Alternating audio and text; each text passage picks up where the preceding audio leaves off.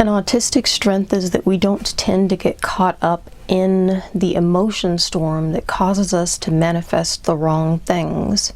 But it's possible that that means that an equal and opposite potential weakness of ours is to get so caught up in a logic storm that we don't manifest anything at all. Hey La, welcome to Coffee with Avila. I'm Aviana Lemaire, and here we discuss neurodivergence and greater living. And I've been having this thought. I don't think there's a whole lot to say on it, but we're going to see, because I just want to put it out there. There has been a lot of thinking that I've been doing about the autistic experience of manifestation, because of course, since I've learned about my experience in life, I've got a whole lot to think about, and I'm processing what has been a tripping point and what's been a tripping point with some people I know personally, what I've been hearing. It's what I do. I just try to listen to and learn everything that there is in the human experience.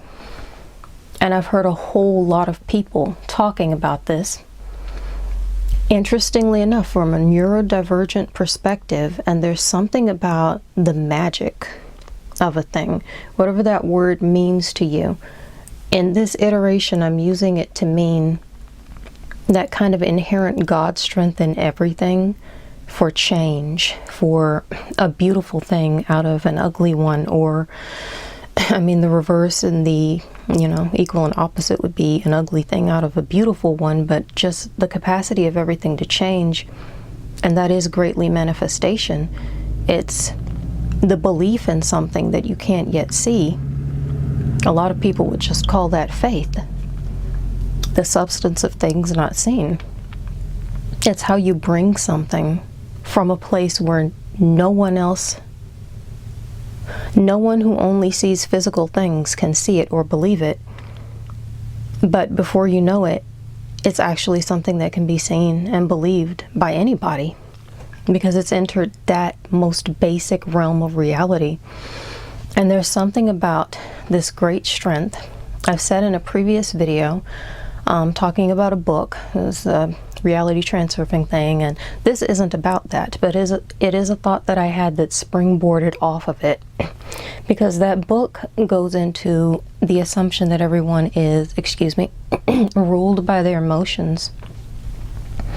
And so I was saying, as autists, we don't really have to deal with that, because we are not ruled by our emotions unless and until something has happened to harm us to the point where we lose our sense of health and our center and our spiritual strength. We are logic forward, and so we just work differently, meaning that we have the great advantage of not having to necessarily do all of the work to get our emotions under control, so that we can step into mindful, logically oriented manifestation with all things considered. We are autistic, and we do consider all things. This is where you end up with the engineering stereotype that's actually not just a stereotype, it's actually kind of a real life cliche.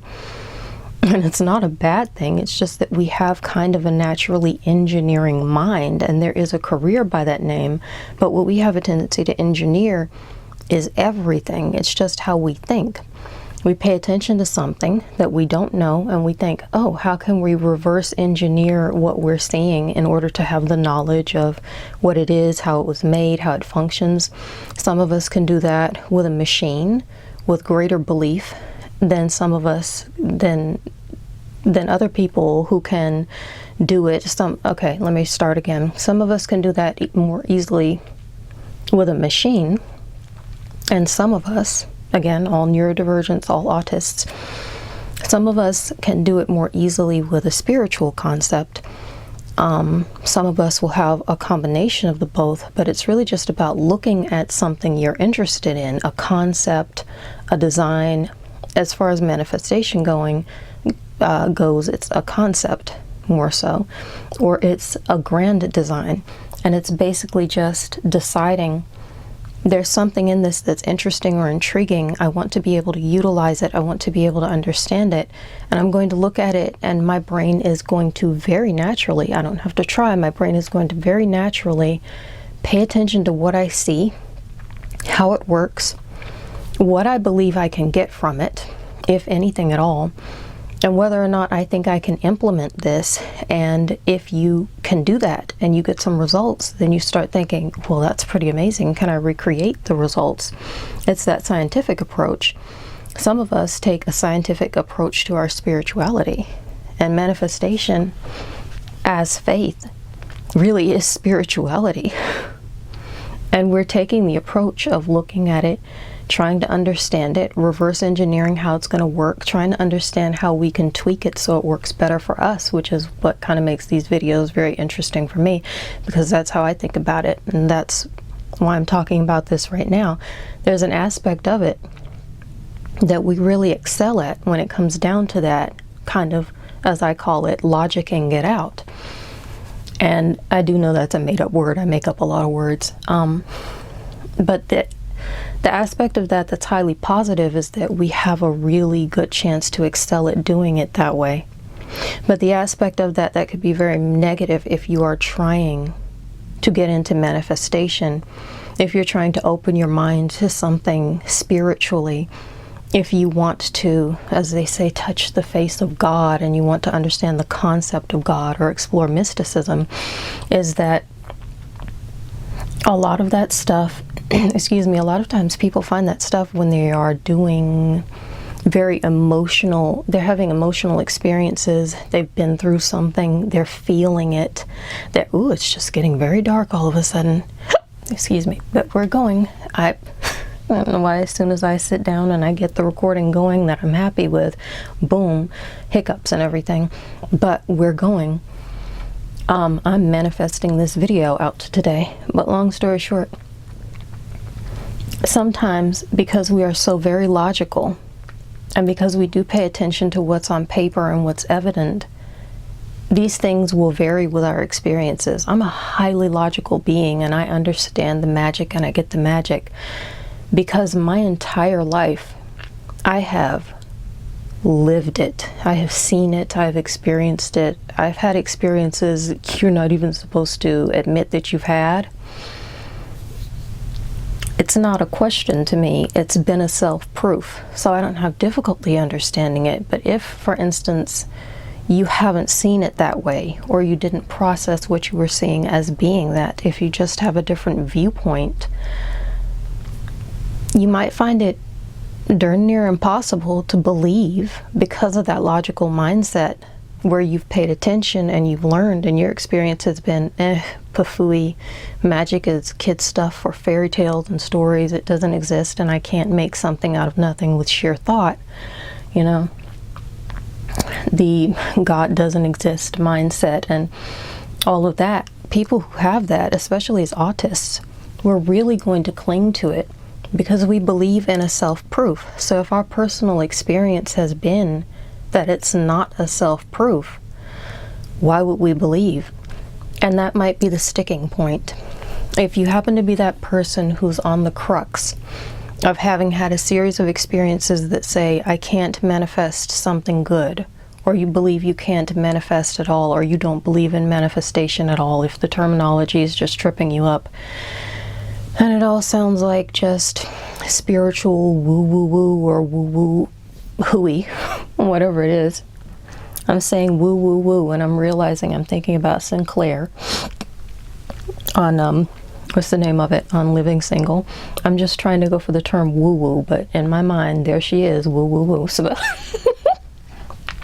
what I'm trying to say is, if you look at all of that and the terminology gets you and you dislike it, the whole concept bothers you, you don't see that, but for some reason you're still interested in trying to manifest something and you're trying to grasp that, part of the sticking point could be that the whole thing in its very root is straight up not logical.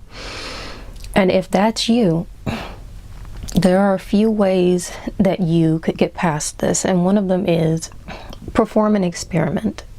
Excuse me, good grief. I'm getting through this video, end of story. Not congested all day until this moment. One of those things is to perform an experiment. Use your life as an experiment. I've done this. I've done all of these things. But I've done the thing where you just decide, I want to test this for myself. I want to see if it works. I want to see if it doesn't work. I'm going to grind in on it and I'm going to do it. And you just decide, I am going to go for it. I'm going to try these methods. I'm going to explore it. I'm going to exhaust it. And after I finish running all of these experiments, I'm going to see what happened in my life. Because it's very possible that while you're busy doing it, because it's greatly a functional thing where you just have to take the steps and then they will sort of manifest. The results will manifest in your life, sort of scientifically speaking. They will manifest and you will see if you manifestation according to your desired parameters. And if that doesn't work for you, another approach is go look at the neuroscience of it, because there's always a way. Certain things are just plain truth. So if you don't like the term manifestation, you could think of it as psychologically, because the brain works a certain way and thoughts work a certain way. Once you program yourself, just like a computer, put that program in, program yourself to think a certain way, and you program yourself to move forward with those thoughts. Now your brain is going to pay more attention to what you're thinking now. It's new information. You're going to be learning. You're going to be forming new pathways. You're going to be training your thoughts to bring more things to your attention that are like what you want to have. Excuse me. And then at that point, you're pretty much going to end up in a situation where, because you just keep looking for something, you're going to see more of it. And because your brain is learning that that's what you want to see, it's going to highlight it. You'll be learning it just like if you were cramming for a test. Except in this case, the test is to see whether or not you can manifest some kind of result similar to what you want. And you could just call it a personal achievement. You could say, nothing magical happened, but I focused my mind to the point where I just started coming with new ideas and I started thinking of new situations. And then maybe there were some, if you believe in coincidences, you could say there were some coincidences along the way, and I managed to play on them and I really utilized them. And the next thing you know, I earned and achieved my goals. A lot of people love the earned and achieved my goals terminology, and it's all really just different words for the same thing. But you kind of have to do what you do where you're at. So if you're really uncomfortable with the concept of the woo-woo magical affair, then it's always very possible to just say, I gave it that old college try. And if the results are the same, and the methodology is the same, and the neuroscience is the same, and the steps are the same, I mean, it's all the same.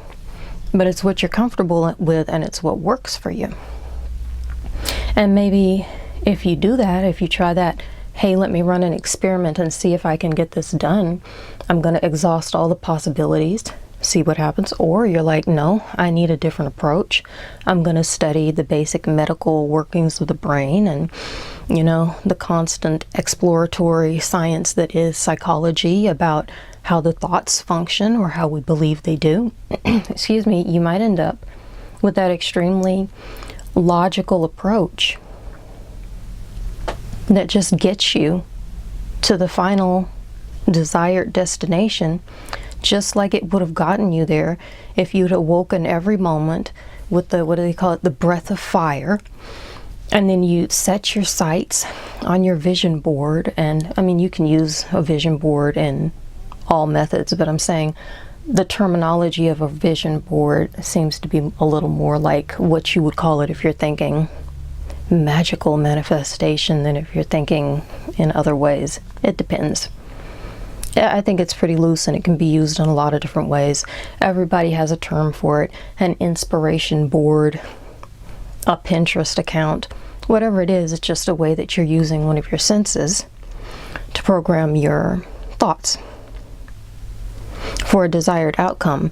And by the way, if you are somebody who is saying something like, oh, I can't visualize, I can't do that, that won't help me. Aphantasia. I have a video on my channel that's named something like how to manifest with aphantasia, because I had all these different ideas. People make it seem like it's a big deal if you can't do mental visualization, and I don't understand why, but I went into that in that video. I get the concept of why it's a big deal in the way that you think, but I do not get the concept of why they're acting like it's some kind of tripping point for manifestation, for your life experience. Good grief, you're still a person. There's always got to be something else you can work with. And so I went into that in that video, but that's kind of an aside. Because my main point here, I think I've already made. There might be a sticking point for autists where instead of being like what's expected to be the average person, the neurotypical experience, instead of being smack dab in the middle of the typical experience where your emotions run you and lead you and you get caught up in the emotional storm, and then all of a sudden you start saying and doing things because you're just lost in that, and your emotions run you into a bunch of extremely non-mindful manifestations that you're not even aware of and probably don't even want. Although it can do the opposite. You can sometimes get good things that way. The problem is that because it's not mindful, you're kind of just caught up in this sort of luck parade where you don't know if you're going to manifest something that you really want or something that you really don't, or a bunch of stuff you don't care about. And that's where the mindfulness comes in to kind of, what's the word, collect and curate your own life experiences, your own manifestations, getting what you truly are going for. You could have a good experience though. It's just that so very many times people are just kind of, they're not leading the parade, so they don't really know where they're going. Like the expression, if you're not the lead dog, the view never changes. So you might end up kind of following behind your emotions, and the emotions are the lead dog. So no matter where you're going in the world, the lead dog is choosing the direction, but you're the second or behind, and so all you see is that dog's behind. And so it kind of doesn't matter where you are because you're out of control of it. Even if you're in a good place, you might still not be having the best experience of it because you have no idea what's happening or how you got there, and it feels powerless. Oh, I see that my battery power is starting to go down too. So anyway, the mindful manifestation, I'm just losing my train of thought thinking about the dog thing. The mindful manifestation thing is so much more desirable for so many reasons, including the fact that ultimately in life, you are better off if you're able to control your own mind and you're able to be aware of your own thoughts. And honestly, trying to figure out how to manifest and embrace the magic in life as an autist, where sometimes we can get very lost in the logic of life and then lose the magic, might be a really good way to exercise some of those parts of ourselves that we don't necessarily always get a chance to use.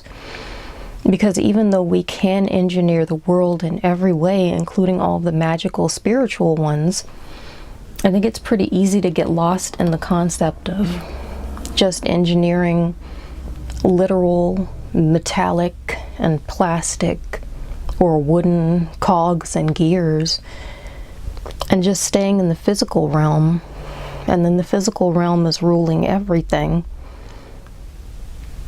The etheric or spiritual or godly realm is not. And without getting into a much grander concept too much, when the bottom is at the top, everything's topsy-turvy. It's kind of supposed to be the other way around. The hope and the desire for pretty much any spiritual person in the world is that there will always be a true north. And there's something about the concept of being able to sort of exercise the manifestation muscles inside of the autistic mind, which we very much can do. Even if we're not that great at it, we don't fully believe at it, we are capable of it, very much so. It's part of the human experience. And we do have that breath of life and that spirit within us. And there's something about the magic of that breath of life that gives us a very specific potential for manifesting just about anything. if we're aware that we can do it, or we're brave enough to choose to try. Either way. But yeah, it could be very interesting to get yourself kind of balanced in that way if you want. Because some people are so controlled by their emotions, and everybody knows that. They have to learn how to work with logic. And so I just wanted to highlight the fact that we might have, we have a whole lot of upsides, but one of the downsides in this specific area is we might get so out of control with logic and just that flat physical side of life that we lose the spirit and all of the magnificent things that could come along with it. So I think that's about, I might have to edit the heck out of this video. I was trying not to, but so many weird noises, and frankly, I'm shivering because the weather is all over the place. We'll have to see. It just seems like it's going to be a nightmare, but it's always so much easier if I edit nothing, but I know I'll be editing a lot, so let's just move on. I think that's my main point. I think I've said everything I intended to say, and if I didn't, I'll probably come back with another video to fill it all in later. So, have any thoughts or questions? Share them in the comments. Have any thoughts or questions? Share them in the comments. Notice any gaps in the autistic, ADHD, or ADHD community conversation? Want a spiritually, mystically inclusive ND voice on a subject? Just looking for an extra opinion or viewpoint? Share your suggestions in the comments. If I can address them, I might make them into a video.